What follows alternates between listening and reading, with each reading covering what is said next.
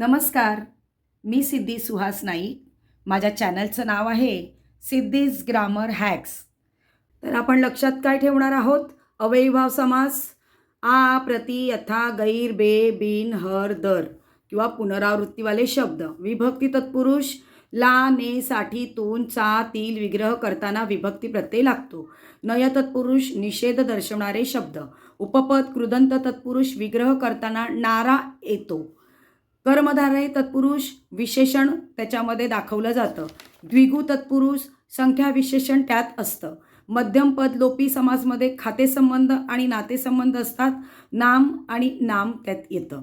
इतरेतर द्वंद्व समासमध्ये नाम आणि नामच्या मध्ये व आणि येतं.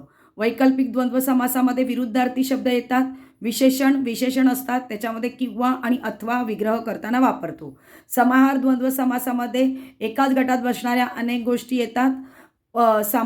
सामासिक शब्दाच्या नंतर वगैरे इत्यादी आपण वापरतो. बहुव्रीही समासामध्ये तिसराच अर्थ त्याचा निघतो. आध्यात्मिक नावे आध्यात्मिक शब्द त्याच्यामध्ये येतात. सुरुवात अशा प्रकारे पण होते आणि देवांची वगैरे नावं यात येतात. आता आपण एक एक सोडवून बघूया. नीळकंठ, निळा आहे कंठ ज्याचा असा तो, म्हणजे तो शंकर, बहुव्रीही समासामध्ये येणार.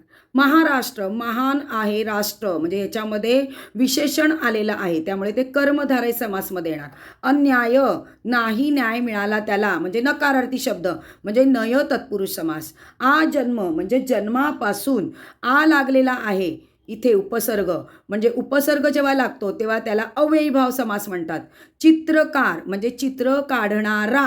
आता काढणारा इथे क्रियापद दर्शवलं जात नाही त्यावेळेला तो जातो उपपद कृदंत तत्पुरुष, उपपद किंवा कृदंत तत्पुरुषमध्ये. चौरंग, चार रंगांचा समूह. त्या समूह म्हटलं आणि अक्षर आलं म्हणजे संख्यावाचक विशेषण आलं तर ते जाणार द्विगु समासामध्ये. आता इथे बघा 4, 5, 4 ही पण संख्या आली, 5 ही पण संख्या आली, परंतु हे द्विगु समासामध्ये जाणार नाही कारण इथे 4 किंवा 5 असं म्हटलं जातं आहे. म्हणजे इथे विरुद्धार्थी शब्द आलेला आहे, वैकल्पिक शब्द आलेला आहे, म्हणून 4, 5 हे तुमचं जाणार वैकल्पिक द्वंद्वमध्ये.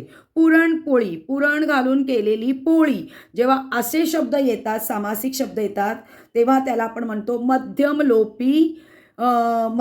पदलोपी समास. कारण पुरण घालून केलेली हा शब्द आपण तिथे लोप पावलेला आहे, म्हणून मध्यम पदलोपी हा समासिक शब्द आहे.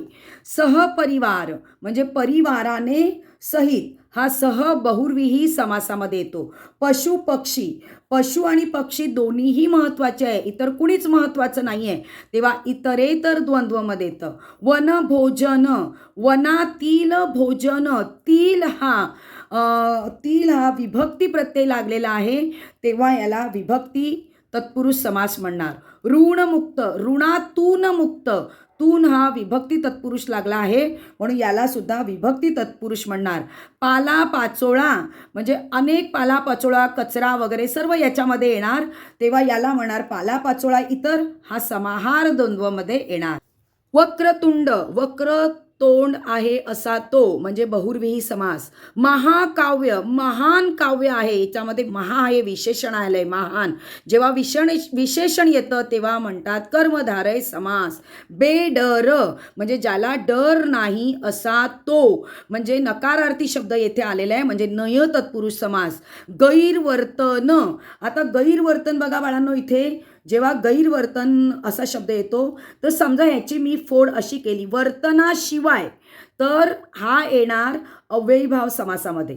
पण अशी मी जर याची फोड केली वर्तन नसलेला, तर नकारार्थी शब्द आला तर नय तत्पुरुष समासामध्ये तो जाणार.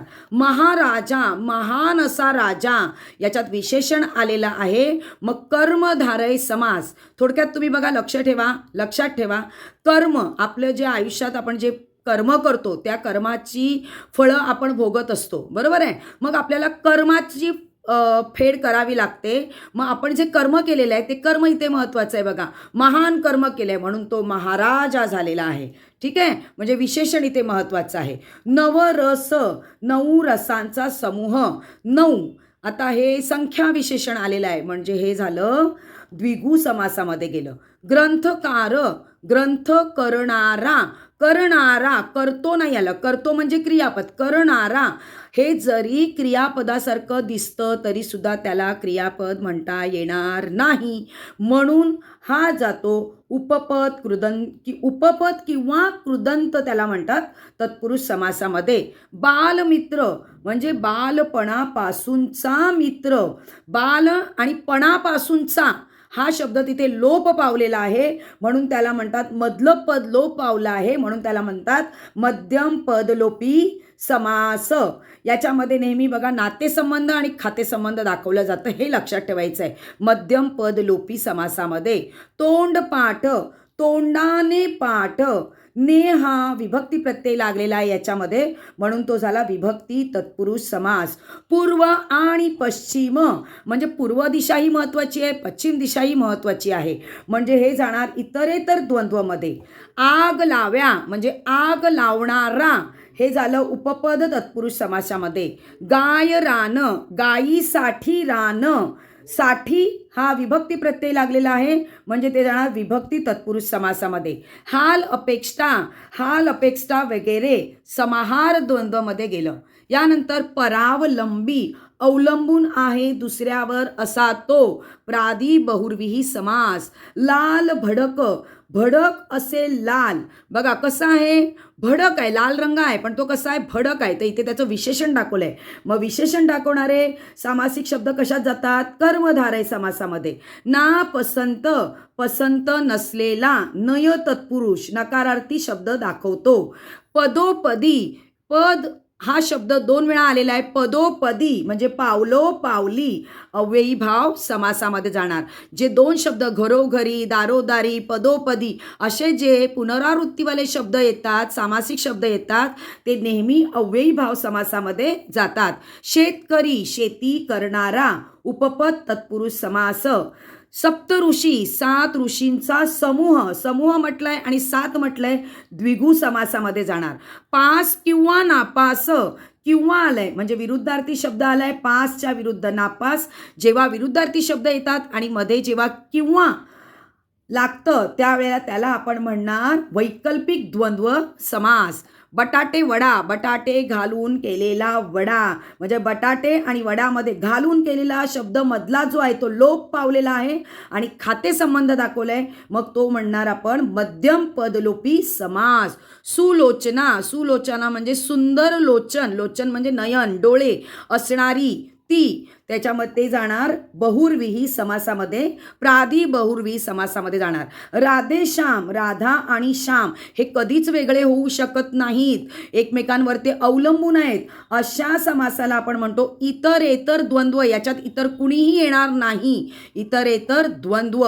मार्गस्थ, मार्गक्रमण करणारा, बघा नारा जिथे येतो आपण जेव्हा त्याचा विग्रह करतो आणि जेव्हा नारा येतो शेतकरी, शेती करणारा, कामकरी, काम करणारा, मार्गस्थ, मार्गक्रमण करणारा, जेव्हा नारा येतो त्यावेळेला तो समास होतो उपपद किंवा त्याला म्हणतात कृदंत तत्पुरुष समास. मतिमंद, मतीने मंद विभक्ती तत्पुरुष समास. बाजारहाट, बाजारहाट वगैरे समाहार द्वंद्व म्हणजे खूप सारा आहार आहे त्याच्यामध्ये, तो द्वंद्व समाहार द्वंद्व. याच्यानंतर पांडुरंग, पांडुर म्हणजे सावळा, म्हणजे सावळा रंग ज्याचा आहे असा तो बहुर्विही समासामध्ये येणार. पुरुषोत्तम, उत्तम पुरुष. आता उत्तम हे काय दाखवलंय विशेषण आणि जेव्हा विशेषण दाखवलंय म्हणजे त्याचं त्या कर्माबद्दल आपण बोलतो की त्यांनी उत्तम कर्म केलं, चांगलं कर्म केलं, वाईट कर्म केलं. जेव्हा विशेषणाबद्दल आपण बोलतो तेव्हा त्याला म्हणायचं कर्मधारय समास. नरसिंह, सिंहासारखा नर आहे, तो नर आहे पण कसा आहे तो सिंहासारखा नर आहे म्हणजे त्याच्या कर्माबद्दल इथे माहिती दिलेली आहे म्हणून कर्मधारय समास. रपारप, पुनरावृत्तीवाला शब्द आलेला आहे, पुनरावृत्तीवाला जेव्हा शब्द येतो तेव्हा तो अव्ययी भाव समासामध्ये जातो. गावकरी, गाव करणारा, करणारा म्हणजे उपपद तत्पुरुष समास. त्रिभुवन, 3 भुवनांचा समूह जेव्हा संख्या विशेषण येतं तेव्हा त्याला म्हणतो द्विगु समास. छोटे मोठे, आता छोट्याच्या विरुद्ध मोठे, विरुद्धार्थी शब्द आला म्हणजे विकल्प आला, म्हणजे विकल्प आला म्हणजेच वैकल्पिक समास, वैकल्पिक द्वंद्व समास. आता भोजन भाऊ. भोजन भाऊ म्हणजे भोजनापुरता भाऊ. इथे नातेसंबंध आपल्याला दाखवले. नातेसंबंध आणि खातेसंबंध कशामध्ये येतं? मध्यम पद लोपी समासामध्ये येतं. भालचंद्र म्हणजे कपाळावर चंद्र असणारा असा तो भालचंद्र. बहुर्विही समास. कुलूप किल्ली. बघा, कुलूप आणि किल्ली वेगवेगळे होऊ शकतात का? नाही. हे एकमेकांशिवाय राहू शकत नाही. जेव्हा हे एकमेकांवरती अवलंबून असतात तेव्हा त्याला म्हणतात इतर कोणच नाही. हे इतरेतर द्वंद्वमध्ये जाणार. आता ख ग. ख म्हणजे आकाश आणि ग म्हणजे गमन करणारा, म्हणजे आकाशात गमन करणारा. आता समानार्थी शब्द इथे म्हटलं तर आपण पक्षी लिहितो. ख ग म्हणजे पक्षी, म्हणजेच त्याचा अर्थ काय? आकाशात गमन करणारा. गमन करणारा म्हणजे तो कशामध्ये येणार? उपपद किंवा कृदंत तत्पुरुष समासामध्ये. हे अजून एक उदाहरण घेऊ शकतो बघा. पंकज. पंक म्हणजे चिखल, ज म्हणजे जन्मणारा, म्हणजे चिखलात जन्मणारा म्हणजे कमळ. तर आपण याला सुद्धा म्हणू शकतो उपपद तत्पुरुष समास किंवा कृदंत समास. पंचपाळ. 5 पाळ्यांचा समूह. समूहाला संख्या विशेषण आलं की ते जाणार द्विगु समासामध्ये. चहा पाणी, चहा पाणी वगैरे, तेव्हा हा जाणार समाहार द्वंद्वमध्ये. खूप सारे त्याच्याबद्दल समाहार, आहार एकत्र आलेला आहे म्हणून चहा पाणी समाहार द्वंद्वमध्ये जाणार. आता या सर्वांची उत्तरं मी तुम्हाला इथे दिलेली आहेत, तर तुम्ही एकदा ते पाहून घ्या आणि माझा आजचा व्हिडिओ तुम्हाला कसा वाटला हे नक्की कमेंटमध्ये लिहा. व्हिडिओ आवडला असेल तर आपल्या मित्रांना आणि आपल्या विद्यार्थ्यांमध्ये तो शेअर करा आणि माझ्या या व्हिडिओला लाईक करा, शेअर करा आणि सिद्धीज ग्रामर हॅक्स या चॅनलला सबस्क्राईब करा. धन्यवाद.